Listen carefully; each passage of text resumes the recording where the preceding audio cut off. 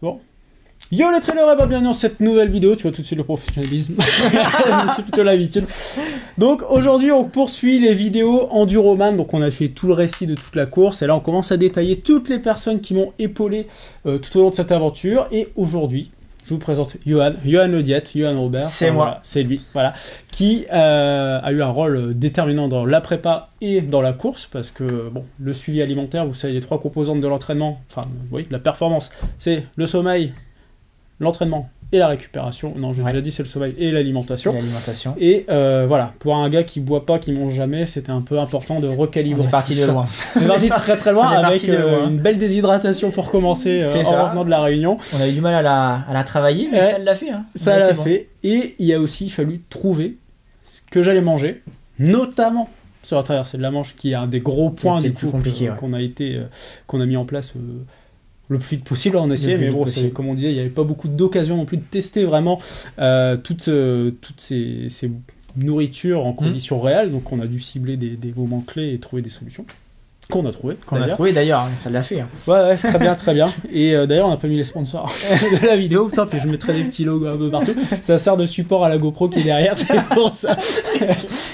Et ça, donc bon voilà, aujourd'hui on va repartir un petit peu, on va juste échanger sur toute cette diète, tout ce qu'on a mis en place, notre histoire on va dire comme ça, et voir un peu les solutions que tu as proposées, ce qui a marché, ce qui a pas marché. Je crois que globalement il n'y a pas trop grand chose qui a pas marché. Non, c'est vrai qu'étonnamment t'as très bien réagi à tous les changements qu'on a mis en place. Le seul truc, ce qui a pas marché, c'est de prendre du poids. C'est de prendre du poids. C'est de prendre du poids. Mais en même temps, après, on en reparlera plus tard, mais la composition corporelle était quand même assez optimale pour performer. Donc à partir de là, quand la masse grasse est bonne, la masse musculaire est bien, il n'y a aucun souci. Le seul problème, c'était l'hydratation. Ton corps a été adapté à fonctionner dans cet état-là de légère déshydratation. Donc ça l'a fait. Et je me souviens, pour la petite anecdote, mais je voulais la mettre plus tard, mais je vais la mettre tout de suite, c'est qu'après le stage de natation en eau froide, où avec les 6 heures, je sais que mon taux de gras il a fait pouf d'un coup, j'ai mangé comme un cochon. Parce que je pense que mon corps s'est dit oula, il fait froid, et c'était marrant du coup de voir que les courbes justement répondaient bien à ça. Bien augmenté, et on l'a fait après Enduroman ou pas? Après Enduroman, on l'avait fait, mais un petit peu longtemps après, parce que t'étais pas mal chargé, donc on avait une phase de 10 jours, où... Mais on l'a pesé avant et après Enduroman, on était pas trop mal. Ça, je me non, mais c'est là où t'as bien géré l'effort. J'ai jamais autant mangé. Mais c'est bien, hein. Non, mais c'est très bien. C'est important. Ah oui. La bouffe, c'est important, comme ça qu'on dit. Hein. C'est ça. Manger avec le cœur. Exactement. Du coup, bon, on va repartir. Repartons sur les bases. Je sais même pas quand on a commencé le suivi. On a commencé longtemps avant. On était au moins, de mémoire, j'ai pas les dates, mais on doit être à 8 mois avant, je crois. 8 mois avant, ouais. C'est ce qui je pense que c'était fin d'année, ça doit être il y a un an. C'est ça, à peu près. C'était il y a un an. On s'est rencontrés parce que Hello, ma compagne, du coup, était venue te voir parce qu'on était passé depuis plus d'un an végétarien, qu'on faisait du sport, des grandes prépas et qu'on n'était pas trop sûr de comment on voulait... pour être sûr d'avoir les bons apports et tout ça, justement, avec les apports en viande en moins. Et... je me suis dit, allez, allons voir, de toute façon il me faut un diète. J'avais une diète qui me suivait mais qui était à Saint-Etienne et c'était vraiment pas pratique et j'avais besoin de quand même de concret, on va dire. Puis étant suivi au CHU aussi pour tout ce qui est cardio, sanguin et petites pathologies. Parce que j'ai eu un gros suivi cardio, un gros suivi médical aussi, on en parlera, mais c'est aussi important. Ils m'ont conseillé de venir te voir. T'étais la personne émergente un petit peu du truc. C'est vrai que je travaille avec le CHU, avec toute la partie médecine du sport. Donc c'est pour ça qu'à mon avis, Emmanuel, Reboursière. Exactement. Je cherchais son nom le jour, je l'ai pas retrouvé. Docteur là, Reboursière. Il est venu naturellement. C'est très bien. Et du coup, je suis venu, je t'ai expliqué ce projet de fou. Et du coup, je te laisse faire appel à tes souvenirs. C'est ça. Et bah du coup, de mémoire, non, c'était bien. Alors j'ai déjà suivi des trailers, ultra trailers, mais c'est vrai que l'Enduroman, j'avais jamais fait. Et il y en a pas beaucoup en même temps. Et donc du coup, non, quand t'es venu et que tu m'as présenté ce projet-là, je trouvais ça intéressant de pouvoir t'accompagner, d'autant plus que en effet, avec la grosse partie traversée de la Manche en natation, donc qui a duré de mémoire 15 heures, non c'est ça, 14h50. 14h50. C'est pas, non, c'est bien, c'est ça. J'avais arrondi dans ma tête. Du coup, il fallait des apports énergétiques et il fallait quand même réussir à s'adapter pour que tu aies ce qu'il faut et que ce soit pratique. Et donc du coup je pouvais pas te laisser tout seul en fait dans la nature, donc instinctivement je me suis permis de t'aider. Non, et puis c'était une belle expérience et un beau défi aussi pour moi de pouvoir te trouver les solutions qui t'ont permis du coup d'atteindre ton objectif. Voilà, c'est ce que j'allais dire, c'est que la finalité, en tout cas, elle est que sur le bol alimentaire, pas de petits vomis, une bonne hydratation, on était pas mal. Et j'ai même pu boire du Fanta, du Coca et tout ça, c'est passé nickel. Et manger du pain. Et manger du pain. Du pain. Ah ouais, mais le pain, c'est ma vie. Je suis désolé, j'ai besoin de manger. Du coup, on a fait un premier bilan. Ouais. Je revenais de la réunion, donc oui, on doit être en novembre parce que c'était post-réunion. Et je me souviens, je pense que le premier truc que tu m'as dit, c'est il te manque 6 litres d'eau. Ouais. Alors en fait, dire un peu plus ouais. Alors donc du coup, ce qu'on a fait lorsqu'on s'est vu la première fois, en fait, on a effectué tout un bilan de son alimentation globale, donc quotidienne. Ah, la partie la plus chiante. La partie la plus chiante où en gros, je lui ai posé des questions pendant 1 heure sur tout ce qu'il mangeait, comment il consommait, à quel moment, quand est-ce qu'il s'entraînait, pourquoi il s'entraînait comme ça. Enfin vraiment toute la partie questionnaire en fait qui était vraiment chiante, on va pas se mentir. Et le suivi sur l'application. Et le suivi sur l'application, autrement on en reparlera, très, très on en parlera un petit peu après de ça. Mais voilà, le premier rendez-vous en fait c'était de connaître un petit peu plus Jean-Charles, comment il mange, comment il vit en fait. Et on est passé aussi par un bilan impédance-mètre, donc avec la machine qu'on voit juste ici, qui permet un petit peu de voir la composition corporelle de l'athlète en fait. Et on s'est rendu compte que Jean-Charles avait une très belle composition corporelle, donc une belle masse musculaire, une belle masse grasse, mais était juste déshydraté en fait. Et manquait aussi énormément de sodium, donc d'apport en sel en fait finalement. Et c'est ce qu'on a vu tout le long de l'année, c'est que quand l'eau augmentait, le volume musculaire gonflait, la masse grasse baissait. Exactement, en fait c'est que finalement les algorithmes utilisés par les impédances mètres utilisent le niveau d'eau en fait pour quantifier la masse musculaire, et donc il y a un lien très étroit entre le pourcentage d'hydratation et le pourcentage de masse musculaire.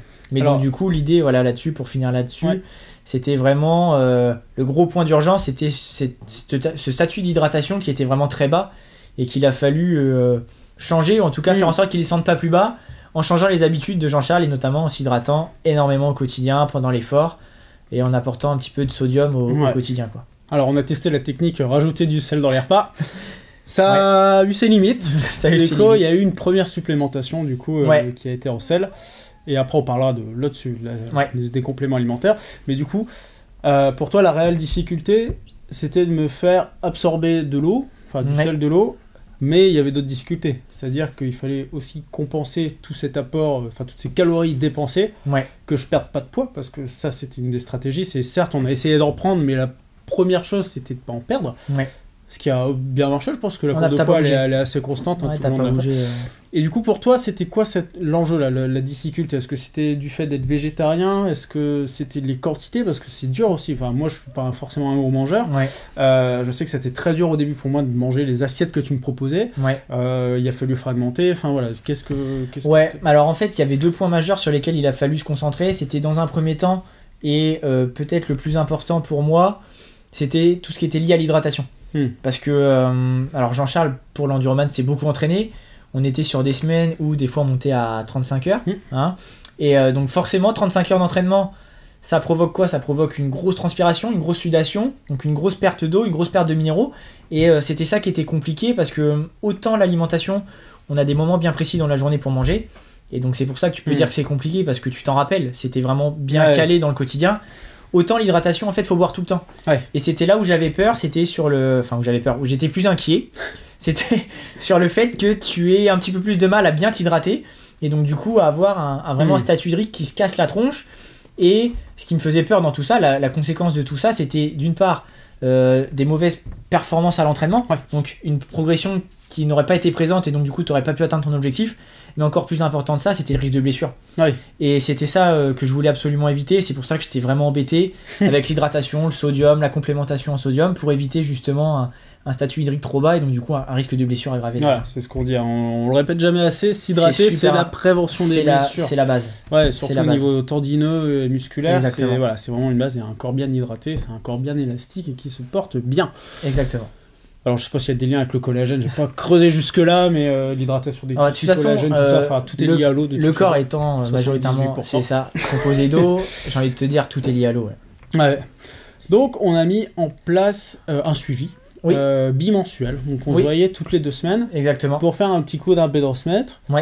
Pour débriefer les semaines d'entraînement, parce que tu avais accès aussi à mon tableau d'entraînement, tu voyais les charges d'entraînement que j'avais, les retours que je faisais, mon ressenti par rapport à l'entraînement, parce qu'il y a aussi eu toute l'année, donc ça veut dire s'entraîner en hiver, s'entraîner en été, donc avec des composantes météo très différentes, et je sais que moi je suis un très très mauvais buveur, Donc en hiver, ça passait pas trop mal, mais quand il a commencé à refaire beau, à faire chaud, ça a été un peu plus compliqué. Donc on a mis des stratégies en place, du genre mets une alarme toutes les 30 minutes pour te rappeler de boire.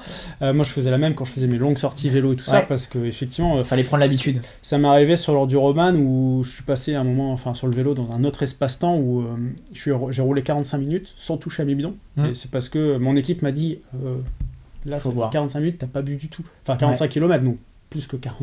Je roulais pas si vite quand même. Mais voilà, il y a eu vraiment des signaux aggravants. En plus, il faisait très très chaud quand on a fait du vélo. Mais voilà, pour vous dire, je suis une très mauvaise référence en hydratation. Enfin, je sais que mon corps fonctionne avec très très peu d'eau. Ouais, mais mais je suis pas un exemple. Voilà, c'est juste que mon corps est habitué, que ça marche. Tout, et voilà, ne faites pas ça chez vous. Ne faites pas ça chez vous. Du coup, on a eu cette complémentation en sodium, donc autant à manger, bon, ça se passait pas trop mal. Moi, j'avais un peu de mal, j'ai fait beaucoup d'écarts sucrés à côté, mais par gourmandise ou même après une session d'eau froide en natation, où j'aurais pu dévorer n'importe quoi, mais bon, effectivement, je pense que c'est ce qui m'a sauvé mes kilos, parce que sinon, si je m'étais contenté que de mes repas classiques... Non, puis c'est important ce que tu dis là, parce que tout le suivi qu'on met en place au quotidien avec les athlètes, il est là pour optimiser et les faire progresser au quotidien, pour tenir la charge d'entraînement. Mais toute cette partie sucrée-là, elle a aussi un rôle important pour l'aspect psychologique, qui va te permettre de tenir sur le long terme tes entraînements, et donc du coup, à la fin, d'atteindre ton objectif. Pourquoi on a fait un suivi bimensuel? C'était surtout pour te permettre d'être dedans à chaque fois, et aussi te réaiguiller sur le bon chemin, et de pas tomber dans cette perfection alimentaire que les sportifs cherchent souvent à atteindre, c'est-à-dire tout le temps être nickel. C'est pas ça l'objectif. L'idée, c'est d'être bien 80-90% du temps grand max, mais il faut 10%, comme Jean-Charles l'a fait, pour profiter, pour partir sur du sucré, pour que le psychologique aussi puisse avoir sa dose, quoi. C'est ça qui est important. Si on a déjà tellement de contraintes à l'entraînement, se faire plaisir avec... Et le travail, il s'est fait... je sais pas comment tu l'as senti, toi, mais le plus compliqué quand on fait une compétition, et vous le savez sûrement dans le trail, etc., dans les sports d'endurance, mais il se fait durant la période d'entraînement. En soi, le plus compliqué, c'est pas la course. La course, elle est là, mais physiquement, le travail, il est au quotidien. Et c'est pour ça que c'était important d'avoir un suivi vraiment bimensuel, parce que c'était là que se jouait le gros du travail, en fait. Et moi, j'ai dû vraiment apprendre à manger dans l'entraînement. Exactement. Et dans l'effort, de manière c'est vrai générale. Que t'étais pas bon non plus à ça. Sinon, moi, je mange pas. En fait, j'ai toujours fait sur mes ressources, mes propres ressources. Et je sais que sur des ultras, je peux ne pas manger pendant 6 heures et il n'y a pas de souci. Sauf que là, fallait pas épuiser ses ressources avant d'aller nager. Déjà que ça allait être compliqué de base de nager, et voilà, donc il y avait vraiment eu cet apprentissage de manger à l'entraînement, de se forcer en soi, et pour la course c'est un truc qui a été très très bien respecté et qui a permis aussi de ne pas perdre de poids en soi sur la course, et d'être bien vraiment. En fait, je me suis jamais senti aussi bien sur une course, parce que justement j'avais des apports constants, et c'est ça le but du jeu en fait, et l'apport à l'effort il est primordial pour justement avoir les bons apports, avoir un niveau énergétique qui soit optimal pour performer, ça c'est la première chose, mais aussi pour bien tenir l'effort et kiffer ce qu'on fait, quoi. Et dans ces sports-là, et j'espère que tu l'avais, c'est ce que tu as vécu, je pense, mais tu as profité parce que aussi tu avais des bonnes sensations et tu as pu avancer en kiffant, quoi. C'est ça qui a fait que tu l'as fait, quoi. You did it, hein. Ça fait déjà longtemps maintenant. Mais ça fait un bail. Mais je réalise toujours pas. Du coup, on a trouvé des petites choses quand même. Les Clif Bar, alors ça c'est nous qui te les avons fait découvrir. Les Clif Bar, la boisson hydratation, on est parti sur du Effinov. Qui pour toi qui avait la meilleure composition. Qui est l'une des meilleures et qui au niveau rapport qualité-prix aussi est pas exorbitante. Autant on peut trouver plein de daubes, on va le dire comme ça. Blindé de sucre. Blindé de sucre, voilà, il n'y a pas de BCA, il n'y a pas de vitamines, minéraux, il n'y a rien du tout. Elle est même pas isotonique, à un prix vraiment très cher. Autant celle d'Effinov, elle est quand même très très bien sur le plan qualitatif. Alors il y en a une ou deux qui sont un petit peu mieux, mais c'est surtout qu'au niveau prix, on flambe pas, quoi. Voilà, rapport qualité-prix, bon équilibre. On est bien. Moi je trouve qu'elle est bien, et ça absorbe bien. Enfin, moi qui suis jamais boisson d'effort, j'ai pas eu de souci à m'y mettre. Et, pas trop digestif, parce qu'elle est très bien équilibrée. Donc on surveillait ça aussi, on le dit pas, mais la composition et des sels, ça fait partie du bien-être. Job, hein. Non, c'était vraiment en fait un suivi global dans sa globalité, et surtout quotidien. Plus que sur le jour J, parce que le jour J, je l'avais déjà dit à Jean-Charles, mais on savait que ça allait le faire. Enfin, je le savais moi que ça allait le faire, parce que il y a que moi qui doutais. On avait fait le plus dur sur la partie diète. Tout était au vert, tous les voyants étaient là, donc il n'y avait pas de raison que ça le fasse pas. Et parlons de ça, du coup, du bien-être intestinal. On a mis en place du coup une supplémentation aussi à côté de ça. Donc en plus du sodium pour aider à assimiler le sel, parce que tu me disais que les athlètes d'endurance ont possiblement des défaillances du fait de la maltraitance de leurs intestins et tout ça. Exactement. Du coup, on s'est dit, on va renforcer tout ça, donc on va faire... Bon, je te laisse... En gros, ce qui se passe quand on fait des efforts d'endurance, c'est qu'on va créer vraiment un stress oxydatif de par l'ischémie-reperfusion. Je sais pas si tu en as déjà parlé, mais du fait que le sang aille principalement du coup au niveau de la masse musculaire à l'effort, et lorsqu'il va revenir dans le système digestif gorgé d'oxygène notamment, et plein de substances un petit peu toxiques, il va créer des inflammations. Et c'est là où, à force d'efforts répétés, quotidiens, donc par exemple quand on a 35 heures d'entraînement la semaine, et ça va venir inflammer les intestins, et cette inflammation intestinale-là va provoquer derrière des troubles digestifs. Et c'est souvent, c'est la première cause d'ailleurs d'abandon dans les sports d'endurance. Après la blessure physique. Et l'idée, c'est ça, au quotidien, c'était de venir pallier à ça, parce qu'il y avait une grosse charge d'entraînement là, donc l'idée, ça a été de venir cicatriser sur le plan intestinal, pour pallier justement à ces troubles digestifs là, en fait, aussi simple que ça. Donc on est passé sur des prébiotiques et probiotiques, en plus d'autres compléments, on avait fait magnésium, vitamine D et oméga 3 notamment. Pour du coup le fait que j'étais végétarien et que je mangeais pas beaucoup de poissons. Qu'on a quand même fini par réintégrer. On a quand même réintégré parce qu'il y avait d'autres carences possibles, notamment la B12, qu'on trouve que dans les produits animaliers. Donc du coup, là on avait dit, j'avais dit à Jean-Charles, écoute, voilà, il va falloir en réintégrer un peu. C'était le compromis. C'était le compromis, exactement. Mais après on sait bien que tous les nageurs en eau froide mangent du poisson gras parce que de toute façon c'est plein de bons gras aussi. C'est des bonnes graisses, elles favorisent les performances, les oméga 3 notamment. Donc, Et quand on a naturellement dans notre alimentation un déséquilibre oméga 6, oméga 3, d'où les oméga 6 sont plutôt inflammatoires et les oméga 3 et les calés. C'est vrai qu'en fait le ratio qu'on a oméga 6, oméga 3 devrait être inversé. Par rapport à notre alimentation, et c'est pour ça que cette supplémentation a permis aussi de rééquilibrer et d'avoir les bons apports. C'est les petits pompiers de votre corps là, pour limiter tout anti-inflammatoire plus ça, les oméga 3, puis ça favorise la contraction musculaire. Et puis quand bien même il y a d'autres personnes parmi vous qui pratiquent d'autres sports, notamment des sports où il y a besoin de prendre des décisions, etc. Les oméga 3 favorisent la prise de décision et réduisent aussi les temps de réaction. Donc même sur le plan cognitif, on a vraiment des bienfaits avec les oméga 3, donc... Bon, ça m'a pas empêché de bugger un petit peu au milieu de la manche de temps en temps. Ça, je pense que c'est le froid, et puis c'est peut-être... Le froid et la fatigue, après sur le vélo, la lucidité, ça c'était compliqué, quoi. Mais c'est normal, ça fait partie de l'effort. Du coup, on a aussi eu des moments clés un petit peu dans la prépa, parce que moi j'ai fait des journées choc, j'ai fait des week-ends choc.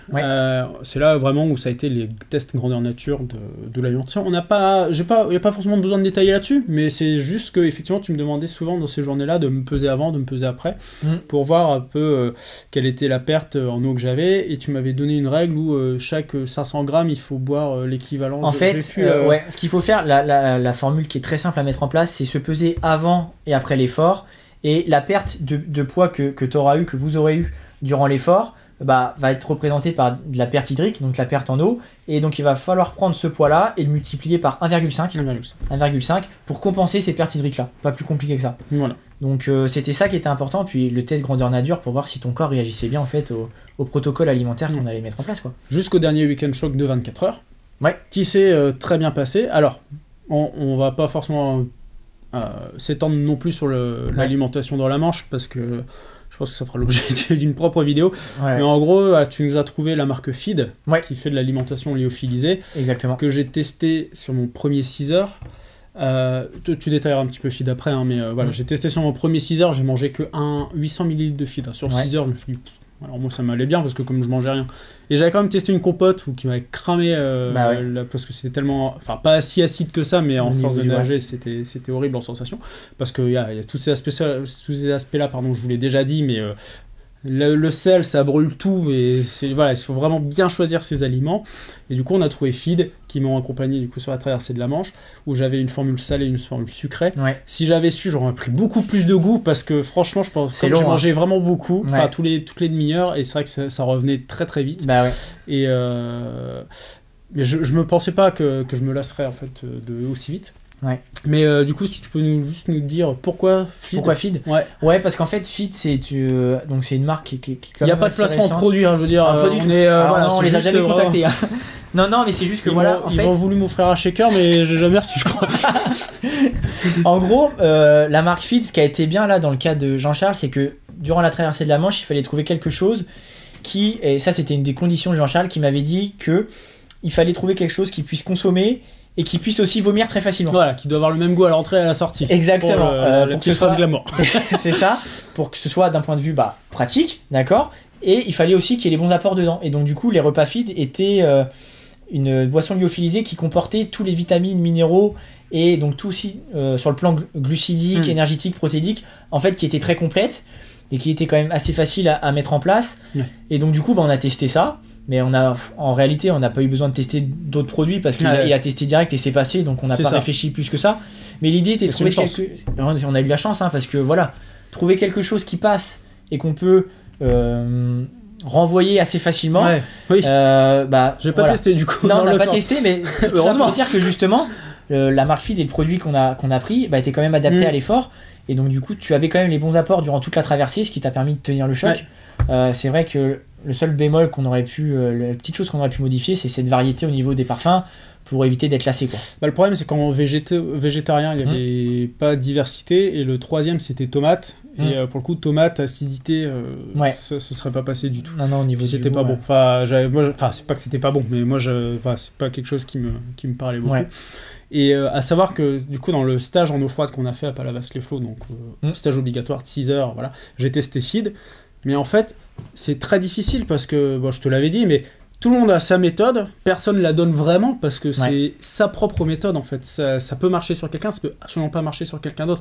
Moi j'ai croisé Laurent pendant le stage, le mec il boit que du lait concentré. Ouais. C'est son truc, c'est blindé de sucre, certains ils boivent du Fanta et voilà. Donc il y en a qui vont boire que des boissons Aptonia typiquement de Décathlon ou quoi, enfin voilà, et chacun doit trouver son truc.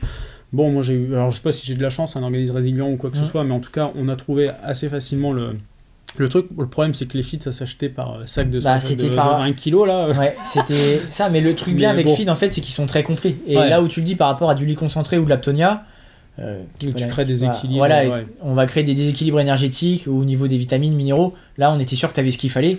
Et ça, c'était ça l'objectif. Ça remplit bien l'estomac aussi, c'est pas de l'eau. C'est pas de l'eau. Une bonne sensation de satiété aussi qui s'installe. C'est pas de l'eau et c'est pas une boisson énergétique non plus. Oui, voilà. C'est-à-dire qu'on n'est pas sur la boisson des Finov, on est vraiment sur un substitut de repas en fait. Qu'on a placé un petit peu toutes les 30-45 minutes pour avoir des petites prises en fait fractionnées pour que ça puisse passer sur le plan digestif. Et puis ça l'a fait quoi. Ouais, donc, carrément. Parfait. Puis on l'a testé froid, quand j'ai eu froid on l'a testé chaud. Ouais. Bon, la vanille chaud, les légumes c'était très bien. Et toujours avec ma petite eau et ma petite menthe à l'eau quand même à côté pour quand même avoir un apport en eau classique. Mais à chaque fois il vérifiait que je buvais bien tout. Alors le premier habito j'ai tout foutu à côté, mais bon ça c'est. Ouais, mais moi c'était bien, t'étais bien suivi là-dessus. Oui, non, j'ai eu une équipe au top pour ça. Ouais. Et derrière j'ai pas eu de bug ou voilà après la nat, on est parti au petit déj à l'hôtel, j'ai bouffé des pains au chocolat, truc. Enfin voilà, il y avait pas eu de souci de me dire. Surtout pas. Il y a juste un moment pendant la manche où voilà, je sentais que mon bol il était plein et j'ai dit juste, on a fait une pause de 2 ravitaux donc d'1 heure. On a juste bu mais j'ai pu manger de feed parce que voilà, je sentais que c'était le moment où voilà, fallait que ça se pose un petit peu. Mais sinon effectivement ça a vraiment bien marché et Finov j'avais pris sur le vélo. J'ai pris une seule gourde sur la course à pied que j'ai pas vraiment bu. Sur la course à pied c'est tranquille pour toi. Axe fort, 110 km pépère. 140 j'ai oublié. Voilà, j'étais avec mon petit Fanta, ma ceinture, enfin mes habitudes de course. Sur le vélo, j'avais toujours une gourde de chaque en fait. Et je pense que pour le vélo, parce que j'avais pris cette habitude là aussi dans l'entraînement de boire du Finov régulièrement.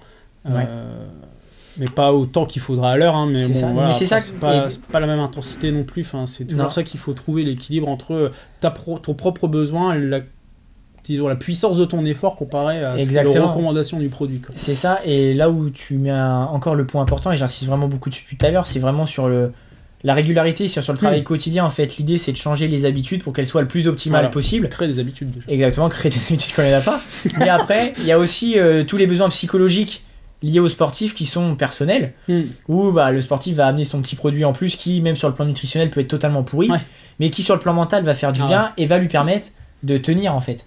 Et l'idée c'était de trouver ce juste équilibre là entre ce que tu as besoin, toi, dans ta tête, et ce que ton corps avait besoin. Parce qu'il y a eu des petits crackers de Belin, il y a eu des dinosaurus, voilà, c'était vraiment au feeling. Il y avait du sucre, il y avait du sel, il y avait ce que ton corps avait besoin. Je sais que de temps en temps, voilà, il fallait manger droit, on va dire, mais que à un moment, je voyais une vidéo sur le vélo où je dis bon, prochain ravito c'est Dinosaurus. Hein. Enfin, tu vois, parce que voilà, c'est vrai que bien sûr. C'est con, mais c'est tes petits objectifs, tes petites projections. Et tu t'es content d'aller manger ça. Et puis surtout aussi de passer un moment avec ton équipe, qui a été un gros dilemme. Mais au moment, on s'était donné sur le vélo rendez-vous au kilomètre 90. On avait pris des sandwichs pour tout le monde. Voilà, on a passé 10 minutes, on a mangé tous ensemble. Il y a ma famille qui est arrivée. Voilà, c'était trop bien. Et par contre, on a bouffé des sandwichs.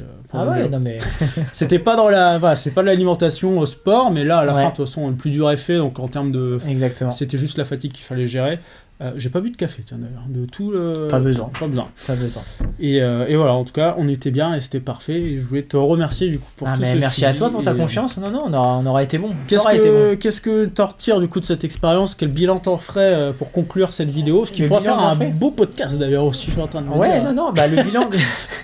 Le bilan, moi ce que j'en pense, c'est que voilà, on a trouvé quand même ce juste équilibre là.